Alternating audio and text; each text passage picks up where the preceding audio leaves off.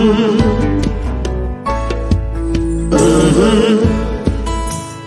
the game gets rough and this life just seems so tough, make we talk, my people, make we talk. When this town becomes an ugly place, don't let it erase the smile from your face. Make we talk, people, make we talk. Conversation is the key, a guiding light for you and me. Spark a talk and you will see. Conflict solver A to Z. World leaders master the art of self-defense just by talk. So people, make we talk. Hey, we're living in a world that on ourselves we must depend. Make we talk, people. Good evening, everyone. Welcome to a very special edition of the Make We Talk program. As we promised you today, we're going to speak about Jamaica's teachers resigning from the education system. This afternoon or this evening, we have with you Mr. Leo Gillen. He is a Jamaican, hail from the parish of St. Mary. He is the chairman and founder of the Jamaican Diaspora Taskforce Action Network. He's also the former chairman of the Jamaican Diaspora Education Taskforce. He has a bachelor degree in science, in accounting and financial management. He attended Aracobessa High School. He hailed, as I said, from the parish of St. Mary. Mr. Gillen, welcome to the program, sir. Hello, good evening, Mr. Tavares. Hope you're fine. Thank you so much for having me. I am doing wonderful, sir. I'm doing good. I'm doing good. I'm sure you heard about the resignation of teachers in our education system here in Jamaica. What is your views on that? Being a former teacher, you study at the Shamsab Teachers College. What is your views on what is going on, sir? Let me put this into perspective. I went to Shamsab Teachers College, but I've been an educator for most of my life. I bring teachers to the United States every year through JD10. This past May, we had 112 teachers come to Florida with the help of the Jamaica Teachers Association and Union of Jamaica Alumni Association and Jamaican National. We entertain teachers at our summit every year. 3-4 days of activities where we bring educators from the diaspora, yes, to give professional development to teachers in Jamaica. We also conduct regular jaminars, what we call jaminars. They're webinars, Jamaican style jaminars, on a Sunday evening where we provide other professional development opportunities to various teachers across the world and across Jamaica, but mainly for Jamaica. And so I am not coming to you as a novice on the field, but rather someone who speaks very regularly with teachers, educators, principals, people from all sectors, from early childhood all the way up to tertiary level education in Jamaica. And so you asked me a question, and I could stay here and jump on the bandwagon and just speak blindly about things, but I prefer not to speak blindly. About a year ago, when more than 1,500 teachers left the profession in Jamaica, I did a survey personally, called up about 10 teachers, some in North Carolina, some in the Middle East, and I asked them several questions about what happened? Why did they leave? And why in so much bundles? I've also done some research to find out how long has teachers been leaving Jamaica. It's been a long time. Since early 90s, teachers have been migrating Jamaica, but not in this bundle, right? So Yeah. last year we had 1,500. This year we have 800, close to 900 teachers have left, who have resigned. We have known them to resign because they submitted a resignation to the ministry.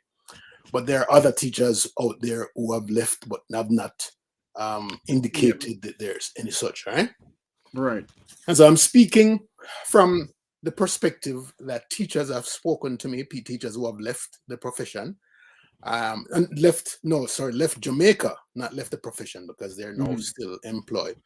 And I asked them, was it money? It's directly, was it the amount of money that you're making? And all of them said, no, it was not the money. But since they have left, they know now that money would have been an important factor for them to leave, because it's a lot more money that they're making. If you look at going to Middle East, teachers are making $6,000 a month. You know what I mean? So compared to what they're making in Jamaica, anyone who gets that opportunity would leave. But for all of the persons that I talked, the first thing that they said, first things that they point to, was the way they're treated at schools, the way they're treated by the ministry. There's no respect, and so forth. And you could look and say, hey, they're just saying that. But what would make the difference is that all 10 of them say the same thing. So I can't imagine all 10 of them sit down and I say, boy, this is the reason why I believe Jamaica, but I can draw from the fact that I believe that they what they're saying is that it's the treatment that they receive while they're teachers, why sometimes they don't get paid in time. Sometimes they don't, they don't get all of what they deserve. Sometimes the principals are disrespecting and disregarding them, and so forth. And so most of what I have heard from them has always been non-compensatory, but rather how they're treated. My personal thoughts, I would like everybody to stay. I would love everybody to stay in our country, because it's the best of the best that's leaving. And when you take away the best of the best, then what happens is, you are getting people who are not necessarily expert at starting from scratch, nobody to train them, and so forth. And so that, with that in mind, I would not want them to leave. But I do understand when it comes to opportunities and being able to, I left the country. I didn't leave because I wanted to leave my country, but probably because I didn't see the kind of opportunity that I needed in Jamaica. And so my personal views about leaving Jamaica is that I am happy that I left Jamaica, because I felt that I have achieved a lot more than I would have achieved if I were at home.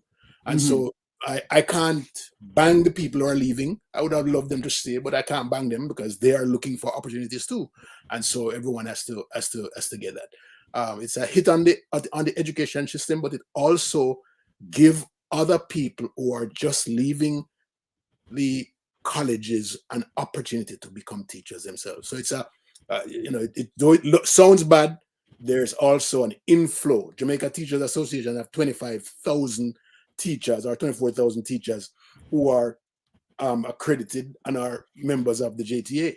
Well, if there's so much, 1,500 might sound like a big amount of people that leave, but 1,500 out of 40,000 really don't make a big deal. So we sometimes make noise about things that is not really necessary.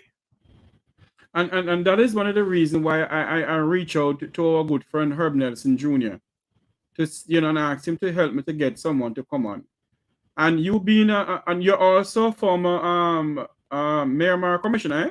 No, I'm not. I ran for office. Oh, you ran for office? Okay. I ran for office. I do have a master's degree in criminal justice, and I'm currently pursuing my PhD in criminal is a double PhD in criminal justice and criminology. I'm gonna ask you a little about the crime situation in Jamaica. You've been in that position. I'm gonna ask you a little about that too. But let us stick on education for a while. Yeah. But Mr. Gillen, the teachers are saying it is not money why they leave. It's because of the way they are being treated by the education system in Jamaica.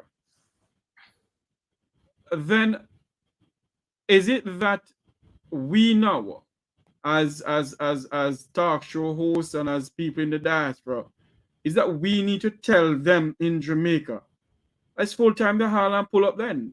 Because if the teachers are leaving in such numbers, I know you said that we have 40,000+ teachers in Jamaica and 15,000 just a chicken. That's a chicken feed. It's an impact because it's our best that's leaving, right? There you go. Yeah, but you have to understand now that there are probably 1,000 teachers leaving the trained teachers who just left college and are looking for opportunities. And if there's not enough, then those people are gonna find some other things to do that they're not, And so sometimes we have to look at the opportunity that presents itself at this point in time. And I understand where you're going. We can go ahead, but let me tell you something. I've talked to so many teachers because every day I talk to teachers, and the one thing that I know about Jamaican teachers is that they love their students more than any other country in the world. Let me tell you something. When a Jamaican teacher talk to you about their child that come to them, if a 40 people, them talk to them like a feed them own company. You understand? And so I know when they have to leave, that it takes their heart out, right? Because they expect that these other children are going to come in and they're going to take their heart again. And so I know how empowered they are to want to teach Jamaican children. One of the things that the ones in the Middle East said to me is it's not the same. Teaching students in the Middle East is not a cakewalk. It's a lot of challenges. The culture is different. And the language. The parents are different. The language is different. The parents, all they want to know is that their children is getting an A in class. They don't care about nothing else, nothing cultural.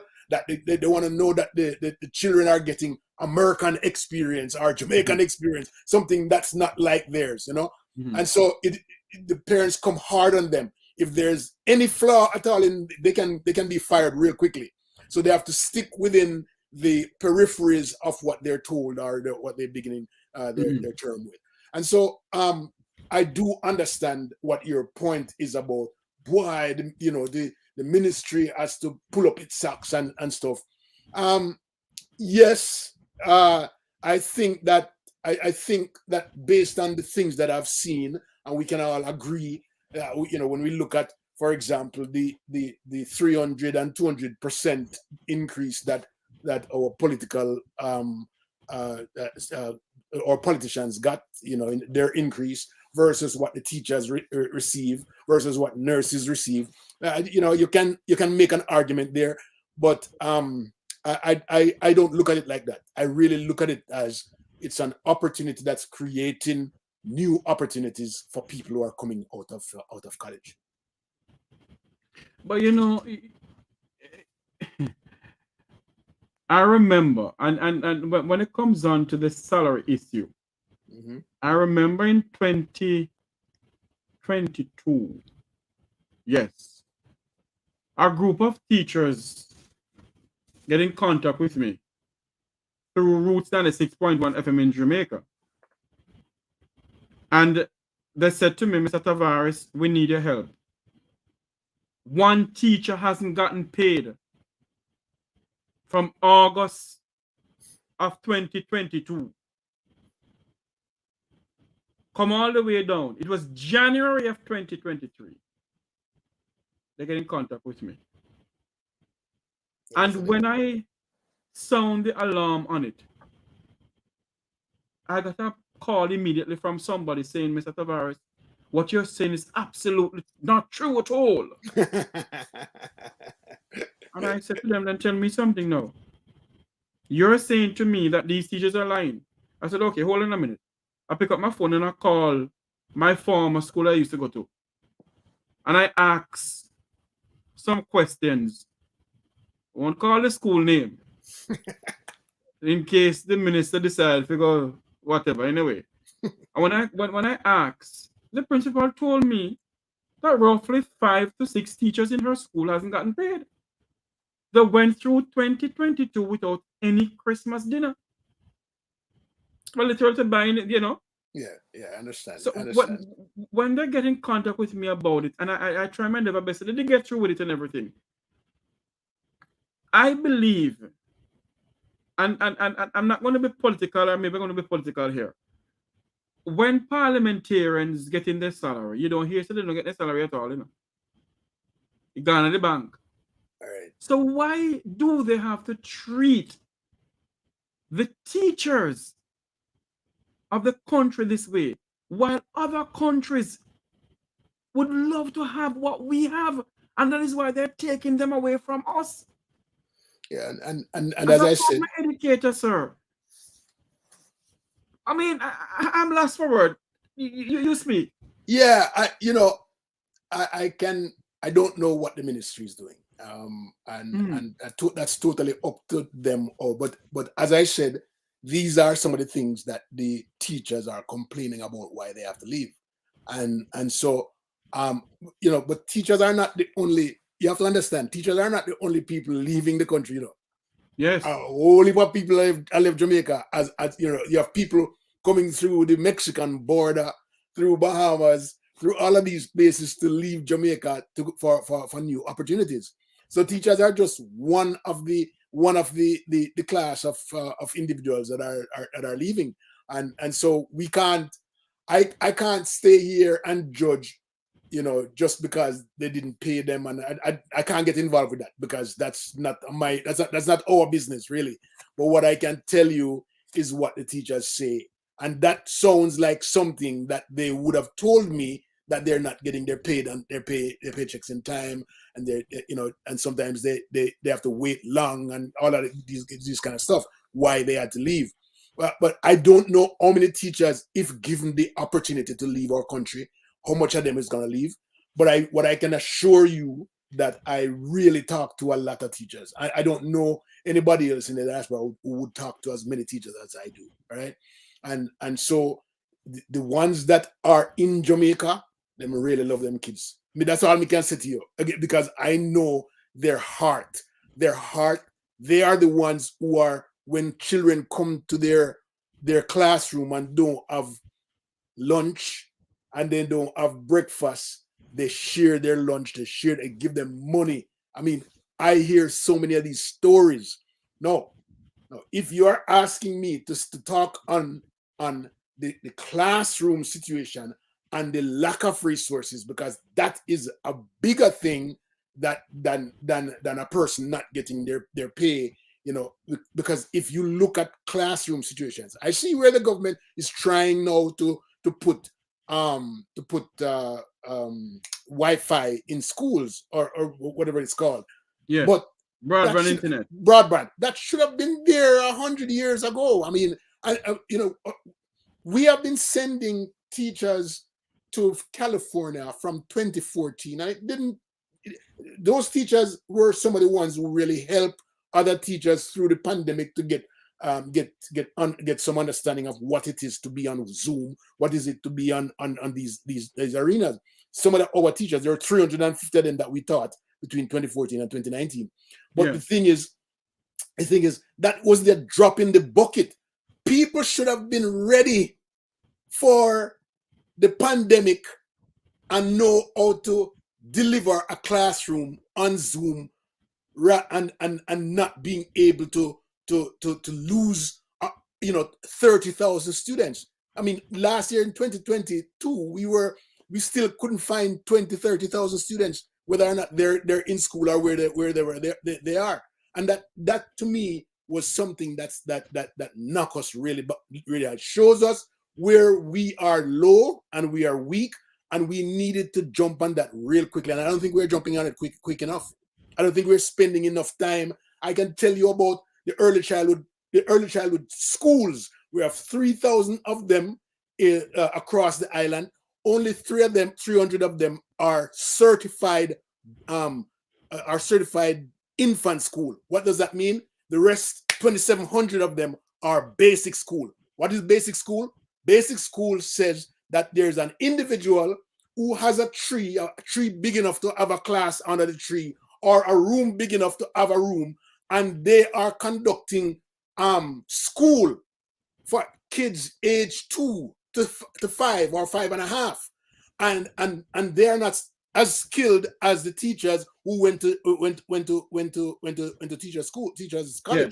And so I can talk about that because there is our weakness. There is where crime develops. There is where children are learning socially through people who are reaching them and teaching them about how to become criminals, how to become deviant. That's where the brunt of our problem is, at the basic school and infant school level. And that's because the government is only spending on the infant schools, which are 300, and leaving the other 2,700 schools unfunded. There's no, and the funds that's given to the infant school, the 300 infant schools, or approximately 300 infant schools, is not enough to cover the bills for that school. And so if we have to talk about something, that's where we need to talk about. Our teachers, they are going to be fine. Trust me, there are going to be teachers filling those jobs in a minute. It might be a burden for a while, but our problem with Jamaica is at the early childhood level, where we are sending our children at the age 2 to 5, and we don't know exactly what the development is going on in school. We don't have the type of control that we have at the primary school. In America, students are learning from a 2-year-old and a certified professionals teaching them. We need to have all our basic schools taught by certified teachers who went to teachers college. And if we have so many students, 2,700 times, let's say 25, 30, 2,700 times 30, right? That's about 70,000 kids, or 7,100 kids, right? Mm-hmm. That are out there. Let me do the math properly. Hold on. Let me tell you the math properly. It's you 20, said 17. How much? 2,700 times 30 students, approximately 30 students. Give me what the times 30 students. Yes, 81,000. 81,000. It's between age 2 and 5.5. A potential 80,000 students out there who are learning without the trained teacher. Now, one thing I know about teaching is that teaching is a science. It's come down to teachers can tell you what their outcome is going to be based on their plans, their lesson plans, based on the children's ability. They can tell you how much grade level this child is going to have at the end. Because of the science, it's come down to a science. So therefore, if we are teaching children and it's not to a science between age 2 and age 5.5, then we are willy-nillying training for our students at that level. We're willy-nillying and we're wasting time. So by the time they get to grade 1 at the primary school, they're still at the age 2. At age 2.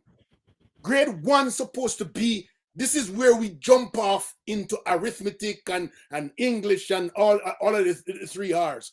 But we're not getting there and so what happens, we streamline them. When they go to grade 1, we put them in 1A. Everybody after what, if in B and C and D don't count. The only people that they want to train now, spend time with, is the ones them in the A group. So they go to grade 2A, grade 3A, grade 4A, they skip grade 5 and they go to 6A and go prepare for for PEP. When they go to 6A, those are the children that are prepared now for the highest high schools across the island, right? Because now those are the cream of the crop. Yeah. And what are the cream of the crop? The ones who get the first shot at the best schools in the country. So who cares about everybody else? When I grew up, there's no difference today from when I grew up than today. Yeah. Because when we grew up, I grew up in an all-age school. So I grew up in an all-age school, and we go to grade 6. If we didn't pass common entrance, we go to work in the banana fields or could work at the wharf. Yeah. That is what they were preparing us for. So only 6 of us or 8 of us from our primary school could leave and go to a traditional high school. 6. The other 50 don't count when you go and go work in a banana walk. That's it. The only people who really had an opportunity are people in Kingston. But the people in the country, dog, take nyam them supper. All right? And so what we can talk about is that. Yes. We're going to talk about it, but you know, there's somebody in the chat room. I know you're not seeing it. I don't think you've seen the chat room. But there's somebody in the chat room, and this is what they said. And there's a lot of things going on in Jamaica where teachers are saying that, you know, I remember the JTA president is saying that teachers need more money. Yes, they told you that money wasn't a factor. And maybe it's not a factor. Maybe we are blowing it a proportion. I don't know. But when you look on the situation, as what you said earlier on, in the schools, where the schools can hardly pay their own bills, I know for a fact that teachers have been taking money to their own pocket to help students, even to pay for their exams and everything. I know that for a fact because a former teacher of the Green Island Comprehensive High School is a former VP, Philip Hall. Many times he has to be doing that. Many times the former principal of the same school, Hansel Brown, has to do that. You know? And now the principal, who is Miss Humphrey Evans, I know many times I have to do the same thing. Same with Manning's High School. I'm from Westmoreland. Same with Manning's High School. And you stop to say to yourself, where is the money going? The government is spending $1.something billion to furnish schools. They can do $2 billion. If they can do $1 billion, they can do 2. Trust me. Okay? They have the money. Right? They have the money. If they can do $2 billion, they can do $4 billion. Trust me. But the point, what is happening is that if they pay teachers higher salaries, they're going to have to pay police officers and all the civil servants higher salaries. So they don't want to bounce that. That's what's going on. If you give teachers a high raise, then you definitely going to have to go give high raise right across the board. So if you think about it, yeah, everybody needs to get raised, but it's hard. It's a hard way to think about, okay, what am I going to do to the other people? You're going to have a problem on your hands. Just like when the politicians got the 300% increase, you see what happened. Now, if you do that for teachers and you don't do that for police officers and the civil servants, something is going to go. But if Mr. Gillen, if they have a budget of $1 trillion, a budget of $1 trillion, you ask yourself as a Jamaican citizen, if they can find a budget of $1 trillion, why can't they find the money to pay our security forces, to pay our teachers, to pay our nurses and our doctors? Why is it that we who are out here, who are not mainstream media, is getting called left, right, and center? A Jeffrey Tavares, a Wilfred Radigan, a Herb Nelson Jr., a Wayne Lonesome, and Andre Stevens. We have been getting called left, right, and center to state X, Q, Y, Z. And when we come on here and speak about it, you know, You hear nobody said no, no gossip. Everybody's conning upon, they're quiet. So if they can find that amount of money for a supplementary budget, I believe that they must can pay the teachers and nurses and doctors and police force better. But you know what's going to happen after that, right? Taxes going to go up, and other expenses are going to rise, and so you have to look at, you know, the government has a role to maintain calm and to maintain balance. I am not taking up for the government, okay? But I'm just saying that there has to be a balance. And the balance is they have to know what will push the button for the people, or they're going to go on strikes and they're going to go on, walkouts and sickouts and all that stuff. So we have to be careful about what we're asking for. All right. So we can say all day long teachers are going to go, but we if we make a broad statement, say, oh, we're going to give them 20% increase. Well, you know, the fireman is going to want his 20% increase. That's going to throw the budget out of whack, and the country is not going to be able to deal with it at this expense, because they now have to recoup the tax dollars to pay that, and they're going to come up with different kinds of stuff that's going to make the country angry about raising the other taxes to get more money to pay the teachers and so forth. So yeah, we can talk about all the you know, I don't think that there's a true answer for pay raises with teachers. There's not a true answer. If they're being treated bad and not being paid what they're then we can talk about that. But pay raise, I don't know how to address a pay raise, because that's going to be an unending discussion. That's how I see it. Because I tell you something, you know, when the school, and I'll call the name, the station school in high school, teachers didn't get any pay. One of them had a problem with the region, because they have region 1, region 2, and region this and region that. And they had a problem with the region in Old Harbor, where you put in the papers and the region did not send the papers to the ministry. So sometimes we're blaming the ministry when the regions are to be blamed for not putting in the teacher's salary for them to get paid. But if you're in Jamaica, you know, Mr. Tavares, if you're in Jamaica, there's a guy by the name of, I think his name was John Maxwell. He was on air for a long time.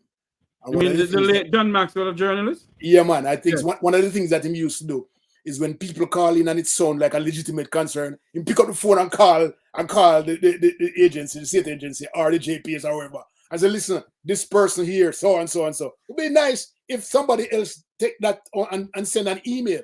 You know what I mean? It's a good thing, because if the person has a legitimate concern, then, you know, I think that, you know, you could be an advocate for that in that. Let me say something to you. Majority of the government organizations in Jamaica will not take a call from a Jeffrey Tavares. I'm going to be honest with you. Because they believe that I am belittling them. I have a tendency of calling names. I call the Minister of Information the Minister of Misinformation. I call the Minister of National Security the Minister of Insecurity. And it can go on and on. I'm not disrespecting them. But they need to step up to the plate. When you have teachers, and there is a problem. There got to be a problem why you have so many teachers leaving the education institution. Yes, this is that pays at a factor or whatever. Is the way that they are being treated by the ministry. So you're saying to me, as a former educator, that the education system in Jamaica has been treating our teachers from Wapikil, Philip until now the same way?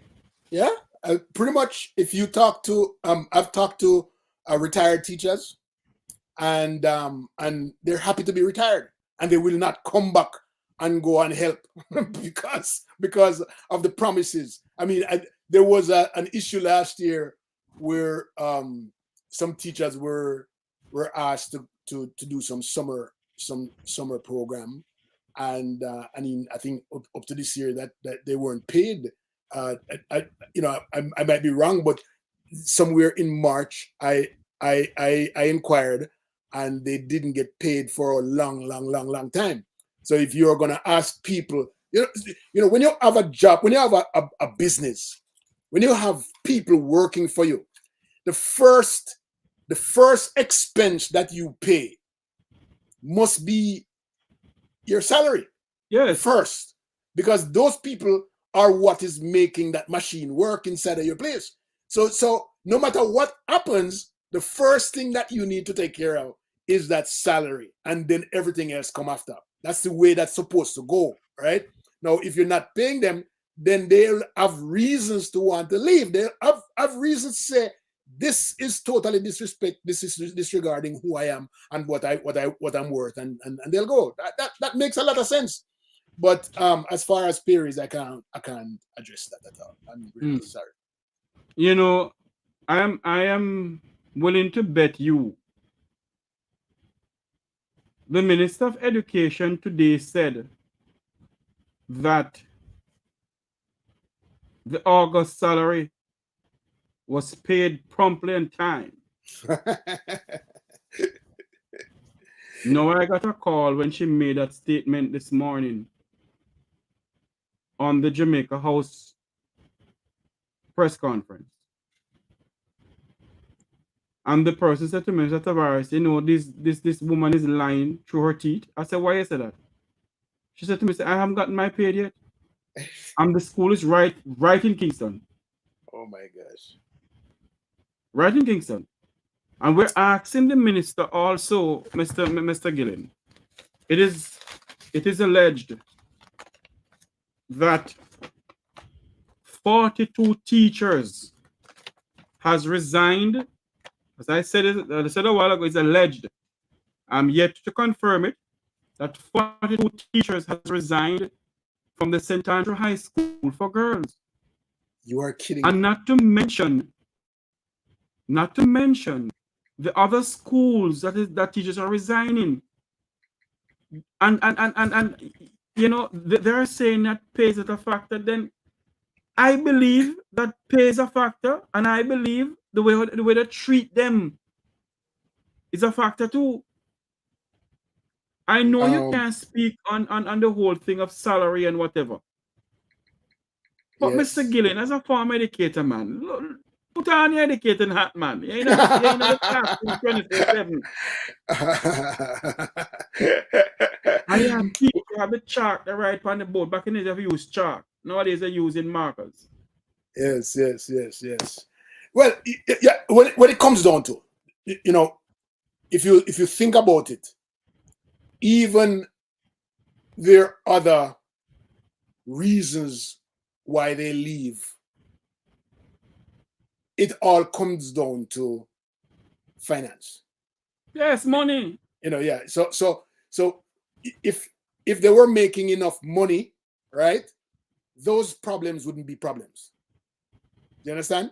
If they were making enough money to pay their car notes or to buy a car and pay their insurance and so forth, then those problems would not be problems, because they would be meeting their expenses every month and having something extra over. But there are teachers out there who are not meeting their expenses, and they're not having any extra money, and they have to be taking a taxi home. And one of the laughs about our healthcare system is that a police officer who gives a ticket to a taxi man, right, has to take the same taxi home at night. There you go. And that's ridiculous. Because him now have a car. and so, I've talked to several police officers here and in other countries where one of the things that they made sure of is that police gets enough money. And it's the same thing with teachers. They get enough money so they don't have to accept bribes, you know, and so you know, it's the same thing. If we go to Jamaica, we see police officers accepting bribes all day long. I mean, I have been a culprit in trying to get pie by a police officer, and I give them money because they ask for it. I don't give it if they don't ask for it, you know, because if they ask for it to me, me no want face any kind of harsh realities from the police officer. So if them ask me for a lunch, me will give them a lunch, right?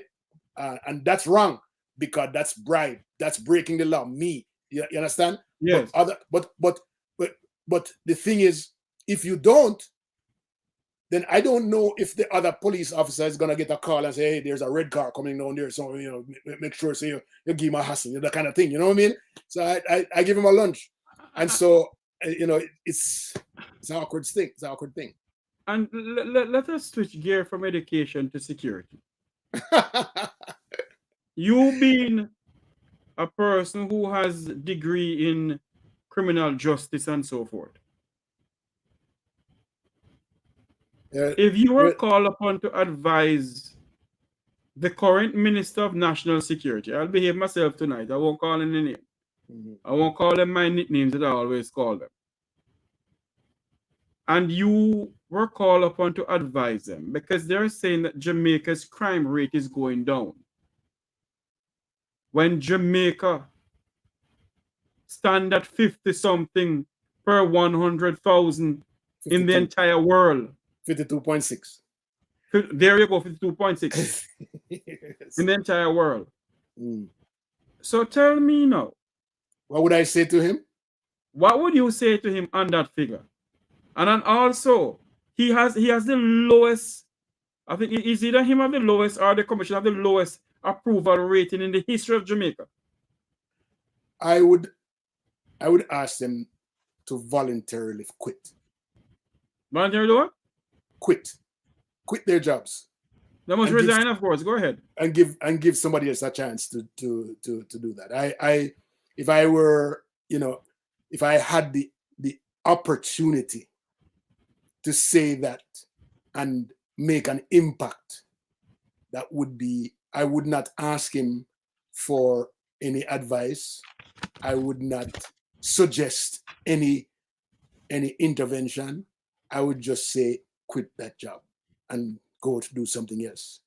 Because you know, I look at the crime rates over the years from 1962. In 1962, the number of murders in 1962 was 63 for 1 year for the 1962. Mm-hmm. 63 people in the whole island. Eh? And in 1980, it was 895 people. In the most murderous time in Jamaica's history that they said at that time, 890. And since this office, since the commissioner has taken office, there's only 1 year between 2015 and 2022 where crime dipped, and it's right. That's true. Yes. Yeah, but it's gone right back up. Do you understand? And let me ask you this question now. Mm-hmm. Let me ask you this question now. If you're paying a police officer to secure the citizens of this country, $5,000 US, $500 US rather, $500 US. That's not enough. A police officer should be getting a lot more money than that, not $500 US a month. Because let me tell you this. When a police officer walks out of his house in the morning, let me put this into perspective. Before I entered into the realm of studies for criminal justice and criminology, I'm a real Jamaican who believe that police officers, you know, they're there to hurt people rather than to do their job. You understand? But as I went through my courses and stuff, you know, I have a lot of appreciation for police officers because they don't have to get up in the morning and go out on the road. And when they get up and go out on the road, the kind of environment that Jamaica has right now for police officers. Police officer if dead, Babylon if dead, you know, that kind of thing. You are in a war zone.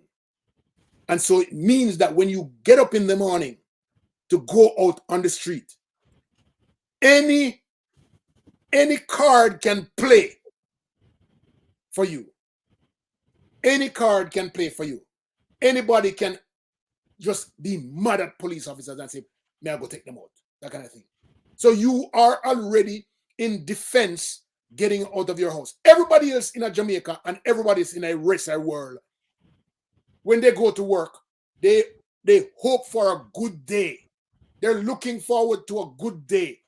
A police officer in Jamaica is not looking forward to a good day because they don't know what the day is going to be. They could be then, right?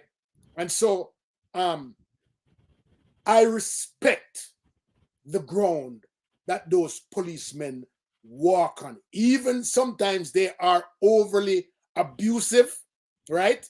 And I see it on video, but sometimes they are provoked and they are human beings, right? So if I am a police officer and I walk up to you and say, you park bad, move your car, right? Just for example, I don't expect you to turn around and say, nah, move it, or don't touch my car, or lock me up now, or give me my ticket. Now. I don't expect that. The reality should be there is enough deterrent that if a police officer walks up to you and say you're parked bad, it means that you're parked bad and you need to move away, move and go somewhere else. That's the way it's supposed to be. Now, if you don't do it, then the policeman is going to be on his P's and Q's because he expects you to pounce on him at any point in time. So any movement that you make, any handshake that you shake, he can shoot you because you are a person who is who's violent, and he doesn't know who it is that he's dealing with. So you could say, move the car and then cuss your bad word, and you're going at the car and to go, I'm going to shoot the policeman. The policeman can shoot you at any point in time. And so he's on his P's and Q's, he's on his defense when you don't do what he asks you to do. Let me ask you this now. Yes. You're the founder and chairman of the Jamaican Diaspora Action Task Force Network. Am I correct? Yes. JD 10. Okay. The American government has given the Jamaica the Ministry of National Security. I forgot how much US, but it's in the tune of nearly 2 billion Jamaican dollars. 30 million US dollars. Okay. 30 million US. Last year. Last year. It's in the tune of about 2 billion Jamaican dollars. Eh? Yeah. You're a part of the Diaspora Task Force. Have you all ever sit down and ask the question, where is that money going? Because the crime not solving. Hold on for me, sir. Yeah. The crime not solving. The police don't have any ballistic vests. They have been pushing the cars. They don't have any shoes. I wish I had the video to show you a policeman with the shoes dropping off his foot. Where the commissioner of police, they're giving 21 gun salute. And the poor police officer shoes bottom dropping off. Okay? And yet they're getting the tune of $2 billion. And the police, St. Thomas right now, don't have a proper service car. So I'm asking the question, what are the members of the diaspora doing? Are they going to sit down and allow money to go down to Jamaica same way? And nothing is being done? Why can't you all go to Congress, sit down with Maxine Walters, Senator Maxine Walters, or Congresswoman Maxine Walters, say to her, listen to me, we need to do some investigation about donor funds going into Jamaica. Well, listen, I can't address that. What I can address for you is that 30 million US dollars is nothing compared to what Jamaica should be getting in their hands as far as funding, because $30 million now go nowhere. That's a 1 day worth of expenses. Trust me. To me, I thought that when I saw that $30 million, I thought that was a slap in the face of Jamaica, because $30 million US dollars, that is 1 day worth of expense. If you don't take any administrative fees out of that, which I know that half of that is administrative fees, right? If you don't take any administrative fees out of that, and to fix up every police station that need fixing across the island and need resources and need an oven and a refrigerator and a mattress and a this, if that $30 million go out there 1 day, but it don't really make no difference. Hold on there, Mr. Gillen. Hold on there. The Minister of Finance, the world-class Minister of Finance, the goodly Nigel Clark, had a supplementary budget of over $1 trillion. Another supplementary budget, if my memory serves me correctly, was about $3 billion towards national security or $4 billion. Yes, so if they get that, hold on for me now, sir. If they get that from supplementary budget, and the American government use donor funds and give them 30-something million US, that's 2-point-something billion. How much money the minister have to play with now, sir? But you must understand that $30 million that was given wasn't given broadly. It's truncated in different, and they have to spend it according to a particular. Remember now, you know that they have to make once if US gives them money, they have to make a report back to the US to say this is the way that I spend the money. Now, those numbers can be fudged, you know, I don't know, but I'm just saying that. But they have to make a report back to the US government to say this is how the money was spent. But US, the money is just going to give you money like that, all right? And so, in my mind, $30 million is a drop in the bucket. That could be a political slap in the face to me. Yes, I understand what you're saying, Sir Gillen. Yeah. But I'm also saying to you, sir, in a supplementary budget I don't know what by the world-class Minister of Finance, the goodly Dr. Nigel Clark, compare with that amount of money that they put in the budget for security, plus whatever the American give to them, and they have to do a count and do this and do that and whatever. With all of that money, Sir Gillen, I don't know. I know, but you but I understand what you're saying. Yeah, as a Jamaican citizen, sir, I know you're not going to think as broadly as some of us, because you know you have many hats. You know, you have the hat of you know, the people of the Vumba. All right, so here's something that came out of the paper last year. I think it was 2022.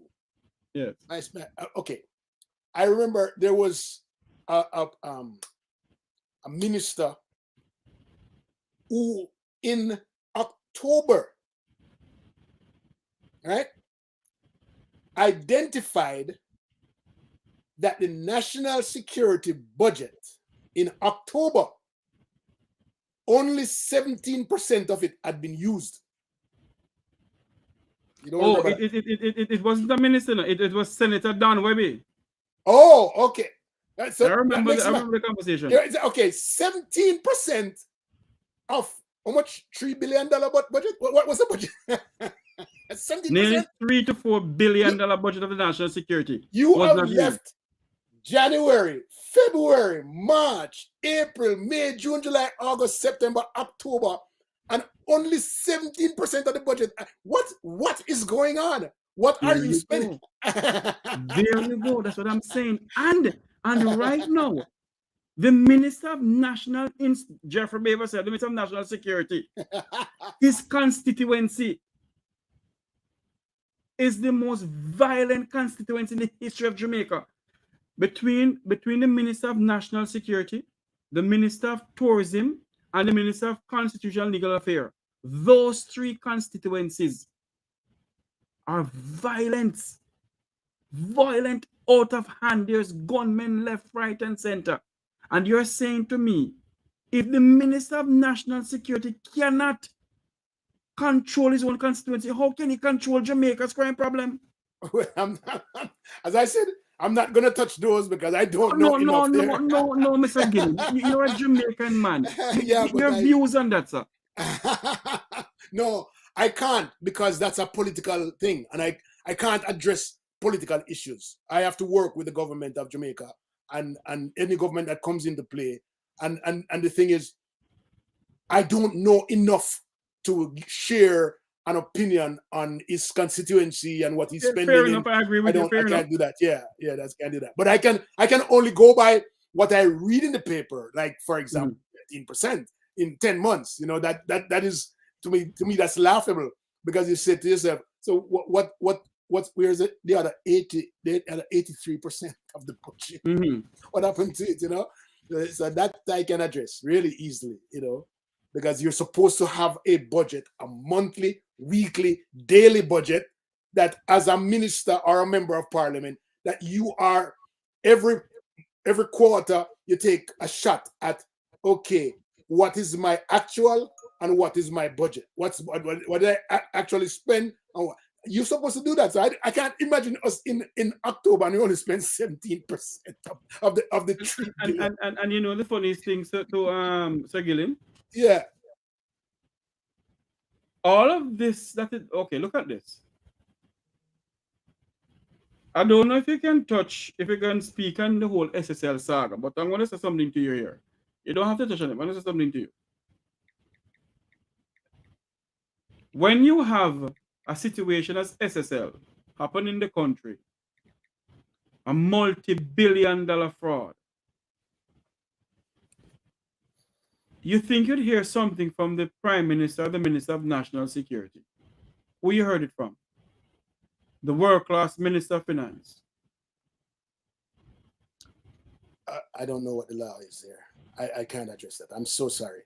You know, I don't know the laws. I have to go. If I know the laws, I know the laws in education, and I know some. Well, laws let us stick to education then, because if I touch security, it may create a can of worm that. I can talk about teachers them all day long. I can talk about students all day long. You know, we have 652,000 students in school, and you know, and we have much 80,000 that's at risk of failing. You know, that kind of thing. So yeah, I am. You have 80,000 now that is at risk of failing. No, we just did the computation a while ago on the early childhood schools. Yes. I don't know if people know this, that early childhood is in two different segments. One, infant schools. Infant schools are called government schools. It's the same as basic school, but the basic school is privately owned and the infant school is government funded. But government funded means that the government puts a teacher who they pay in there, and they might give some money for some supplies here. And so I am saying only 300 of those government funded schools at the early childhood level. 2,700 of them are not. And they're like church schools, mom and pop school, granny school, you know, tree school, that kind of, all of these schools. And they have to meet certain standards in order for them to become certified. And take a lot of money. They have to meet 12 standards through the Early Childhood Commission to be transformed into an infant school, right? 12 of those standards must be met, and people the diaspora need to adopt these schools and turn them into infant schools so that the government can pay for them. Because if they don't, nobody does it, it's just going to keep going. I've been in this space here for like 30 years, and it's still 2,700 schools from 10, 12 years ago. That's not changing. Only 300 change. And so we need to do something about changing the platform of learning, because our learning takes place from the time you're born. And once you go into an official institution at age 2 for sensitization and everything else, you're supposed to be learning by the time you get to A class or grade 1. Can you tell me? I know when you're teaching in school, they used to have civics, eh? Yeah, man. Do you know why they take civics out of the schools in Jamaica? I don't even understand the I see people in Jamaica saying that, oh, we shouldn't be celebrating our heroes. I mean, I don't understand where all of this newness come from. Meaning that we have no perception, no respect and regard for a system of governance that we all live under. We have no respect for it. And the only reason why that happened is because we don't know that we need to respect it. And the only way that we want to know how to respect it is if we have civics taught. Which civics need to be taught so that people understand what a right is, what a bill is, what the police is, what them did it for, how them affect your life, and all of this stuff. And know what a minister is, that he's not supposed to take your money out and pocket and give it to you, but you're supposed to work and help to build your community. And so that's people don't have that kind of sense anymore. And I don't understand why it came out and why. I could understand if they took religion out, but I can't understand why they took civics out. You understand? You know, I'm gonna say this, and these are my words. These are not your words.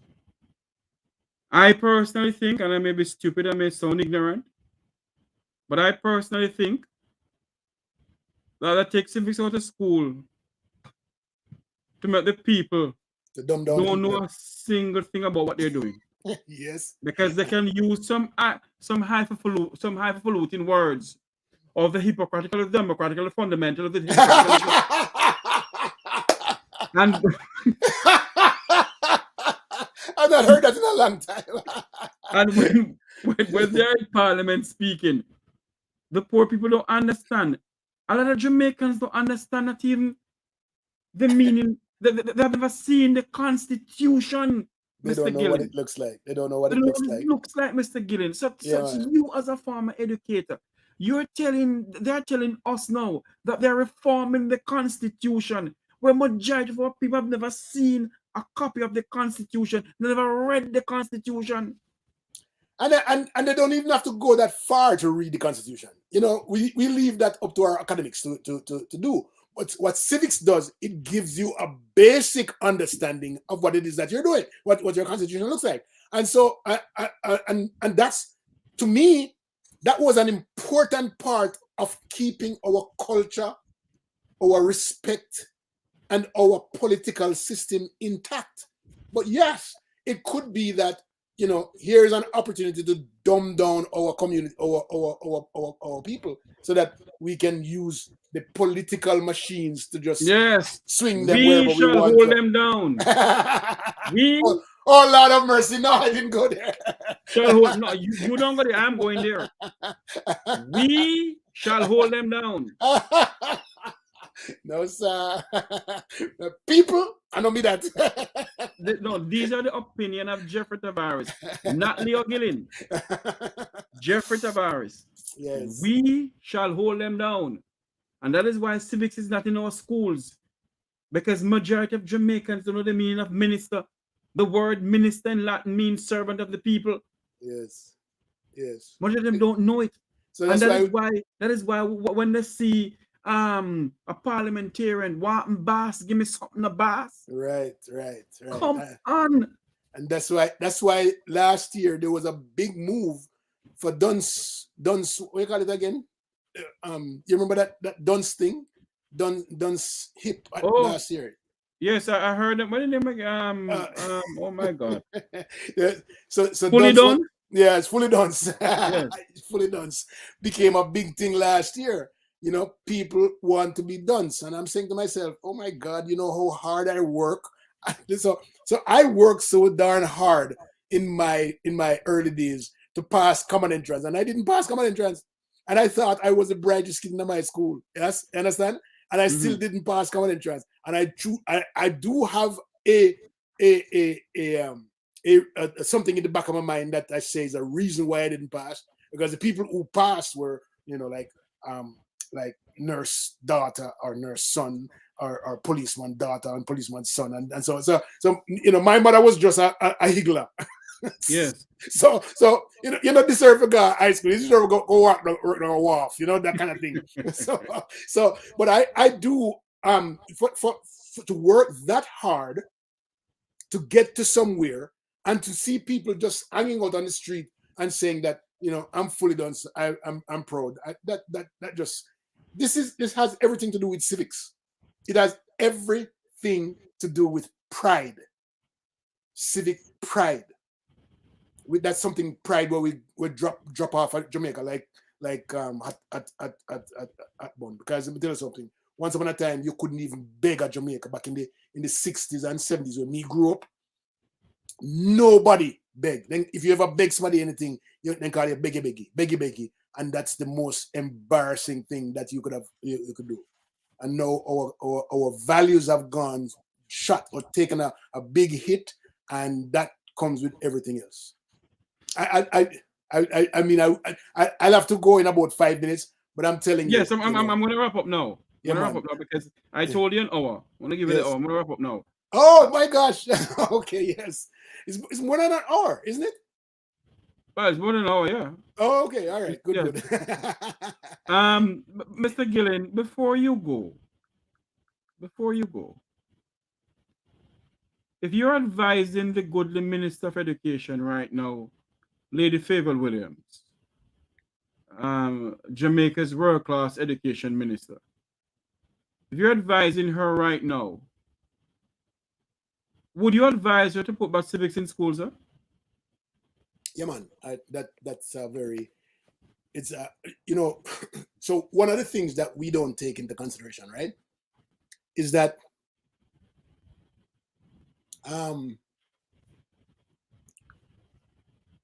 our school day, the teaching hours in school, is really minimized.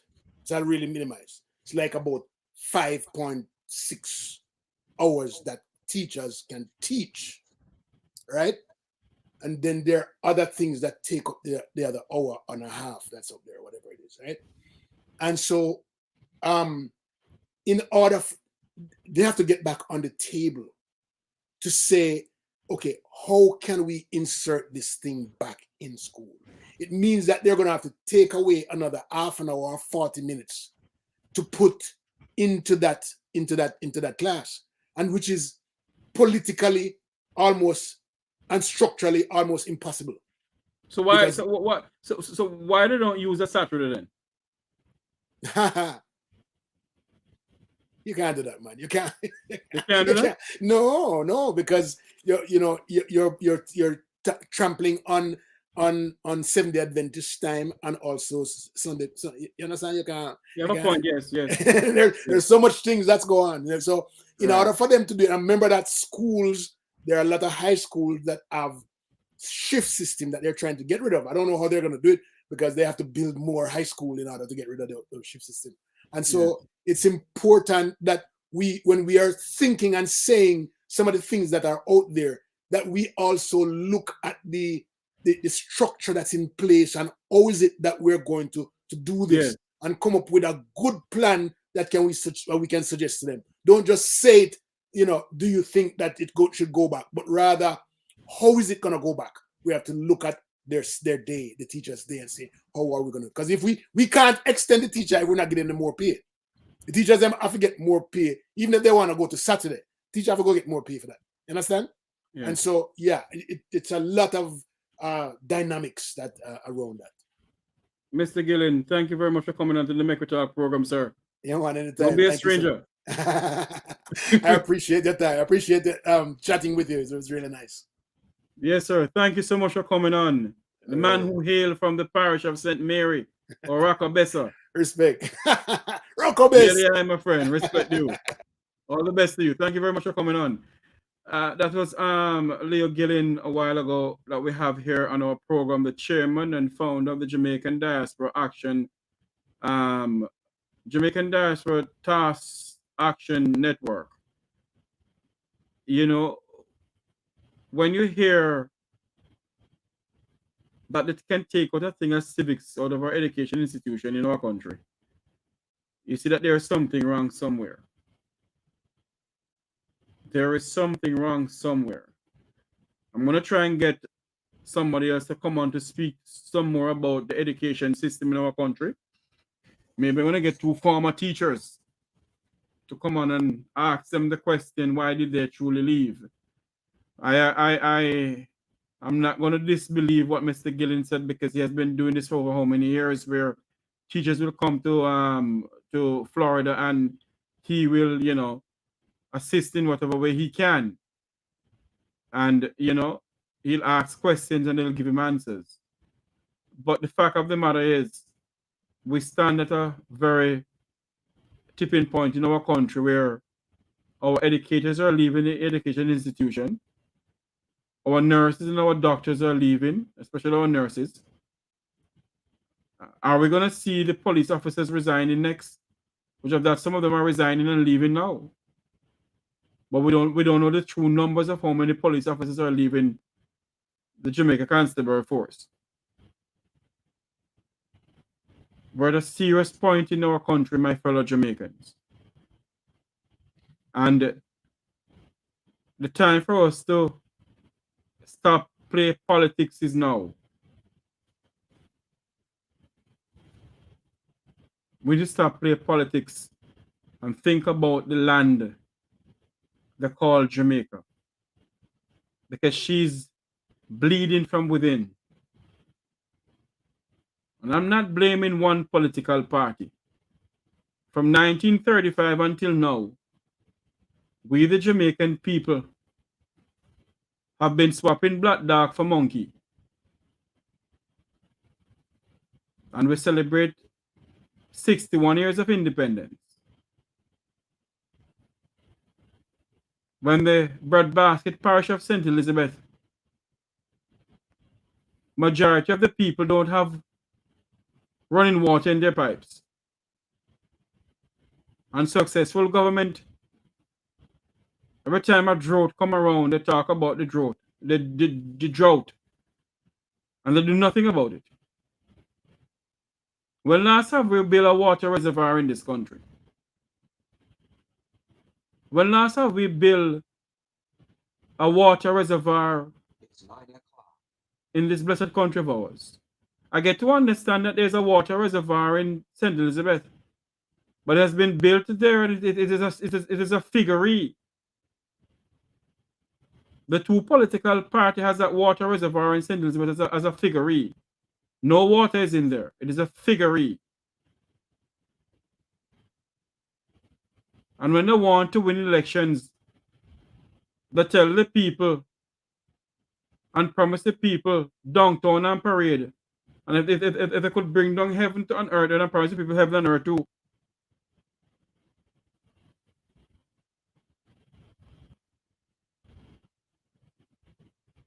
We reach a point in the world where global warming is an issue. And food security can become an issue next. What are we doing about food security in our country?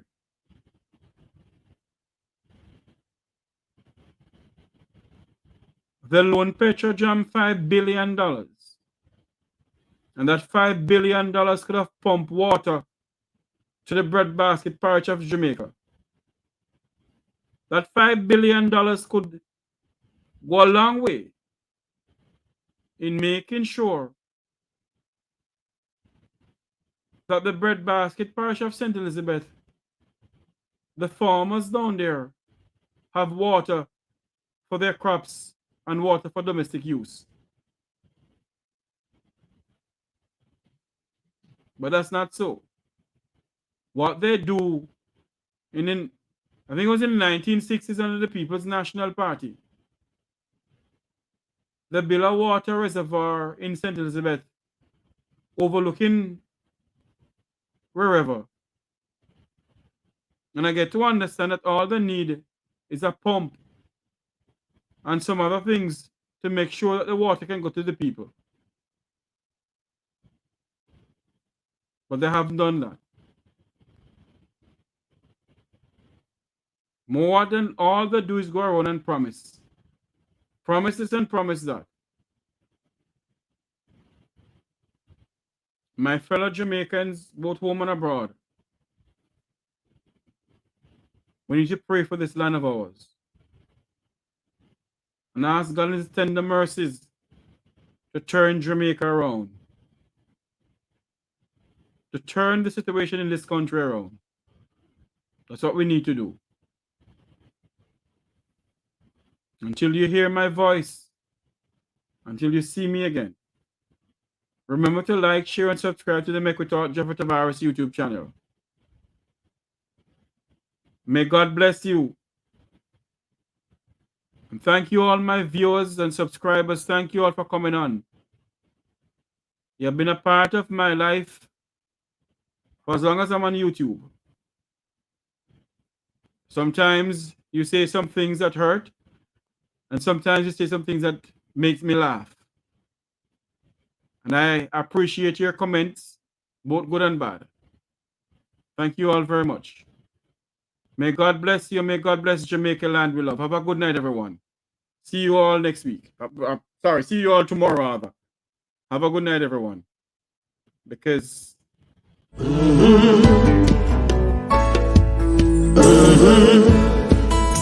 When the game gets rough and this life just seems so tough, make we talk, my people, make we talk. When this town becomes an ugly place, don't let it erase the smile from your face. Make we talk, people, make we talk.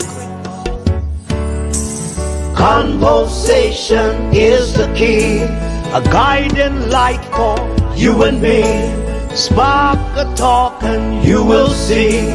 Conflict solver A to Z. World leaders master the art of self-defense just by talk. So people, make we talk.